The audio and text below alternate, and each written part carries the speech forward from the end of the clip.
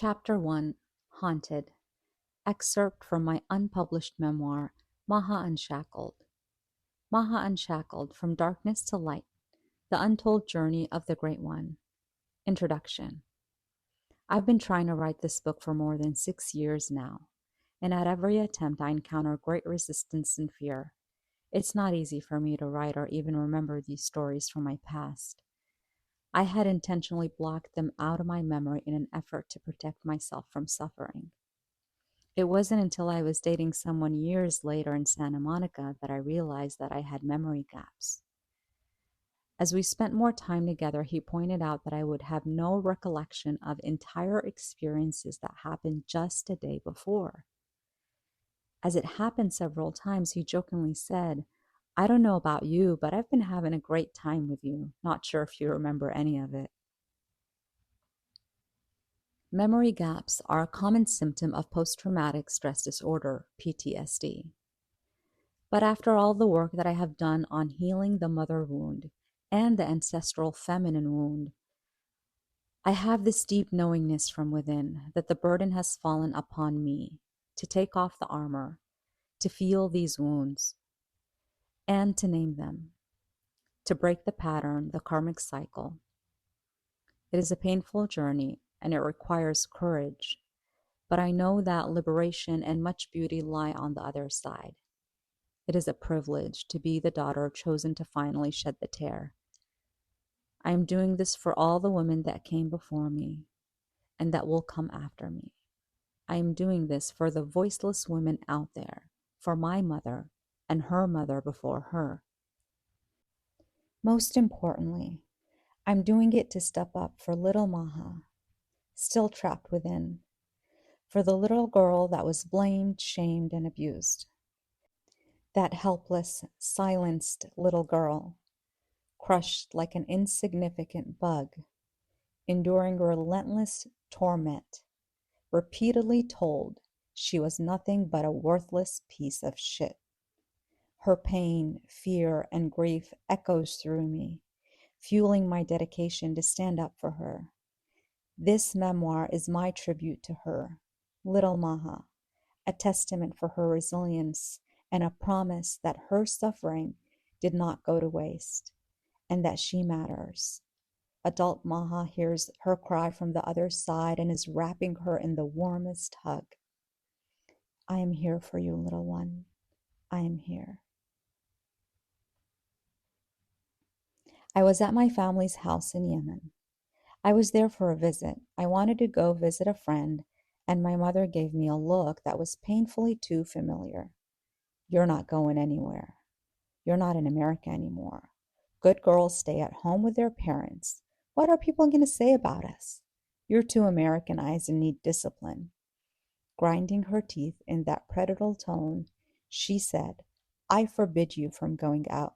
Try to step outside the house and see what happens to you."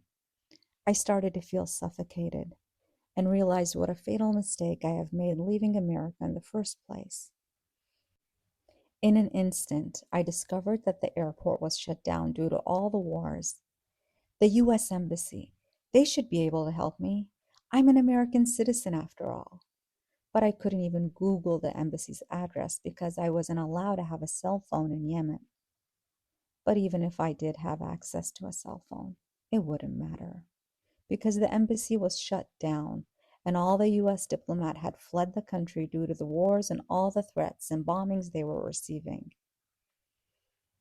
It was 3 a.m. I wrapped my entire body in a black burqa, covering myself from head to toe in a traditional black veil. I hollered at the only taxi driving down the dark dirt road in front of my parents' house. The 80s beat-up white car with black double stripes on its side pulled over.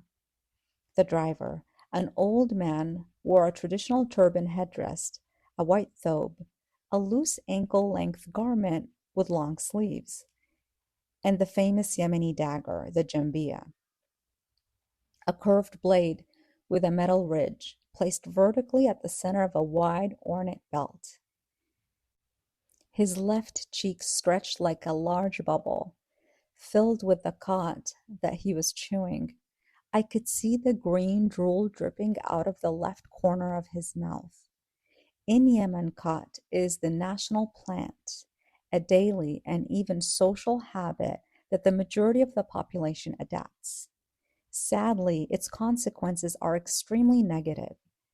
Chewing the leaves of the evergreen shrub releases an amphetamine-like stimulant considered highly addictive, and the very little research on how it affects brain function reveal that there seems to be a lowering of the threshold for having a full-blown episode of depression and psychotic behavior.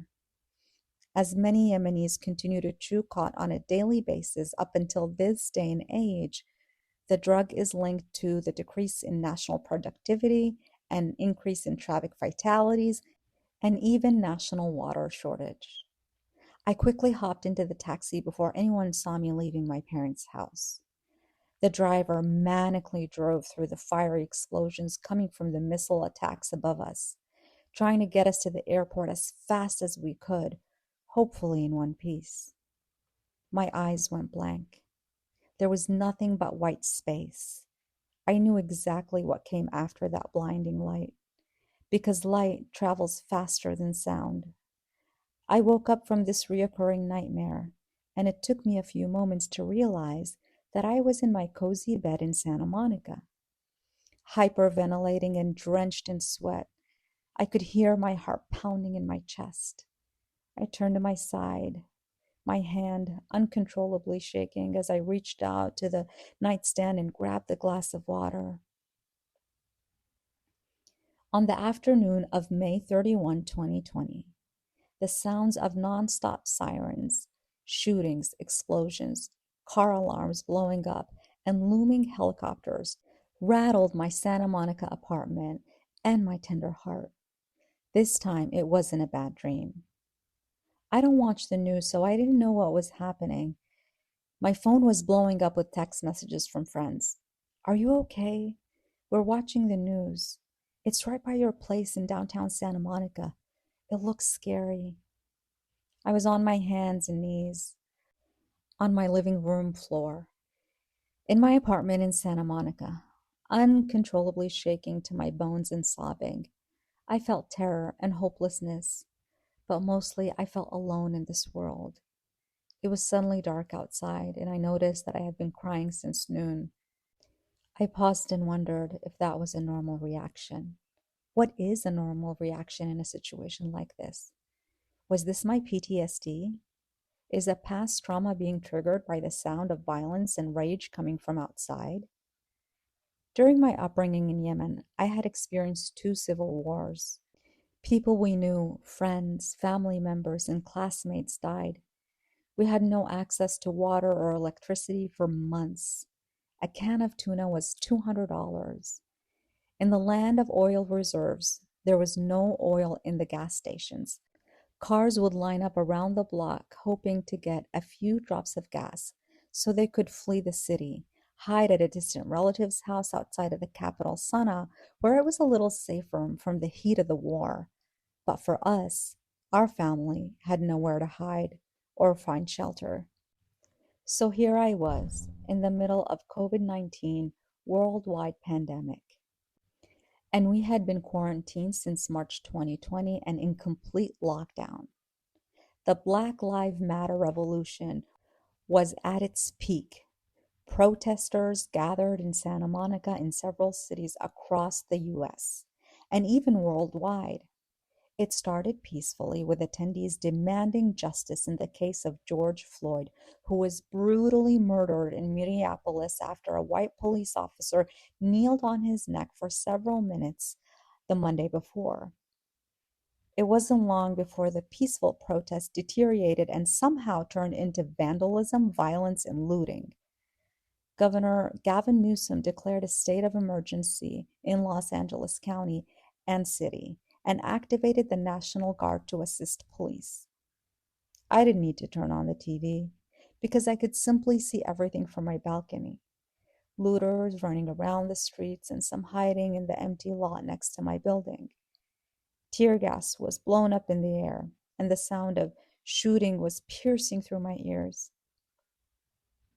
I could smell the smoke coming from the family-owned businesses that were set on fire. As I watched the National Guard block down my street, at one point there was a military tank in front of my building. I received another text from a friend with an image of my building on the news. I then noticed people from the neighboring building as they gathered up on their building's rooftop. They seemed a lot calmer than I was. Some were even drinking cocktails as if they were watching the show Cops on TV. At that moment, I realized how past experiences and the environment we grew up in profoundly shapes our day-to-day life experience and the lens in which we view life events. That we truly see things as we are, not as they are. I was experiencing terror because that was what was stored deep inside of me. The neighbors on the rooftops were probably experiencing thrill and action because that's what's inside of them. It is said that adversity builds character, but the way I see it and have experienced it, adversity actually reveals character. It brings to the surface all the stored, unresolved issues that sometimes you don't even know still existed that need healing. Here I was, 9 hours deep in my nervous breakdown, uncontrollably crying, not knowing when it would end or what to do about it. All of a sudden, I noticed an inner message coming up for me, kind of a whisper that kept saying, meditate, sit still. I wondered, can I find refuge in my breath? Would meditation work in an extreme situation like this? Would I be able to calm my mind and calm my nervous system while hearing the police yell from the microphone of a helicopter that is rattling and looming over my building? There's nowhere to run. You're all going to jail. Since no other solution seemed available to me at the time, I gave it a try. I sat on a chair with tears still uncontrollably pouring down my cheeks. I didn't even bother to wipe them off, as my shirt got soaked wet. I started to breathe, very slowly and deeply, with no intention to escape or completely fix or change my current state, as I did not want to spiritually bypass what I was experiencing and shove it down, only for it to land in my body on a cellular level and start lifting weight and later surface with vengeance. I set an intention to accept it, allow it, process it, and that if I can feel just 10% calmer, it would be enough for me to sleep through the night. I kept breathing and breathing. No specific yogic technique, no mantra, no hand gesture. Just breathing slow, deep, and steady, one breath after another. I eventually came out of meditation and realized that I've been meditating for 2 hours straight. I felt calm and experienced a sense of clarity. Because of my meditation, I was able to cultivate enough awareness to realize that I was not alone in this fear, and definitely not alone in this world. That's what fear does. It makes you selfish and only think about yourself. I remembered that there were elderly people in my building with deteriorating health conditions. There were also children and pets. They probably were feeling the same fears that I was experiencing, or even more. I started reaching out to my neighbors and to my friends to check in on them and make sure that everybody was okay. I finally fell asleep and was able to sleep through the whole night, even though the horrific sound of the war zone that was happening outside was still going on. I woke up with a sense of mission. How can I be of service to others during this time? How can I step outside of my own fear loop and show up for others who need me? I put on my COVID-19 mandated face mask and my gloves. I grabbed a bucket and put all the cleaning supplies that I have in it and march down the streets of my lovely neighborhood to help clean up my community. I was in complete awe to see others doing the same. People from all across the city came to help clean up. It opened up my wounded heart to see the powerful force of love in action. We are all one. We are all in this together.